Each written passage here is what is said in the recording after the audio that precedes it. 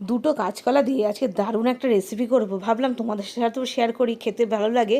যারা একেবারে নিরামিষ পছন্দ করো না তাদের জন্য এই রেসিপিটা একদম মানে মোক্ষম, কারণ এই রেসিপিটা খেলে নিরামিষের প্রতি ভালোবাসা এসে যাবে। আমার ছেলেও কিন্তু নিরামিষ একেবারে পছন্দ করে না, তো এইটা খেয়ে বলছে কী ভালো হয়েছে। তো দেখলেই কাঁচকলা আলু ডুমো ডুমো করে কেটে ভেজে নিলাম তেলে, আর তারপরে মিক্সির মধ্যে পেঁয়াজ আদা রসুন টমেটো একবারে মশলা বেটে সর্ষের তেলের মধ্যে জিরে শুকনো লঙ্কা তেজপাতা ফোড়ন দিয়ে, তেজপাতাটাকে তুলে দিয়েছি ফোড়নের গন্ধ আসার পরেই, আর তারপরে এই বেটে মশলাটা দিয়ে তারপরে শুকনো মশলা দিয়ে দিয়েছি।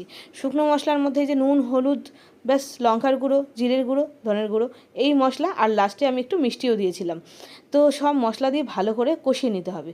সুন্দর করে কষিয়ে নেওয়ার পরে তারপরে ভেজে রাখা কাঁচকলার আলুটা দিয়ে দিতে হবে। এই রেসিপিতে একবার বানিয়ে দেখো এই আলু কাঁচকলার রসাটা, খেতে যা হয় না তোমাদের কি বলবো, দারুণ হয়েছিল। আমার ছেলে তো অবাকই হয়ে গেছে, কী রান্না করেছো মা, এত সুন্দর গন্ধ বেরোচ্ছে। আমার ছেলে বলছিল, তারপরে খেতে বসে বলছো কাঁচকলা খেতে এত ভালো হয়েছে। খুব ভালো হয় এইভাবে, পুরো মাংসের মতন। দেখো এবার সব মশলা দিয়ে ভালো করে কষিয়ে কাঁচকলা আলুটাকেও ভালো করে কষিয়ে নিলাম, আর তারপরে পরিমাণ মতন ঝোল দিয়ে দিয়েছি। ঝোলটা যেরকম পছন্দ করবে সেরকম দেবে, তবে এই রান্নাটায় বেশ একটু কষা কষা হলেই ভালো লাগে, মানে গামাখা গামাখা। খুব পাতলা ঝোল হলে না খুব একটা ভালো লাগবে না, তো সেই বুঝেই ঝোলটা দেবে। তো মিক্সির বাটিটা ধুয়ে আমি জল দিয়ে একটু ঢেকে দিয়েছি। আলু আর কাঁচকলা বেশ ভালোই গলে গেছে সুন্দরভাবে। তো দেখো রেসিপিটা একদম রেডি হয়ে গেছে। নামানোর আগে একটু ঘি গরম মশলা দেবে। তো এইরকমভাবে কাঁচকলা আলুর রসা বানালে পুরো এক থালা ভাত উঠে যাবে, আর কিচ্ছু লাগবে না।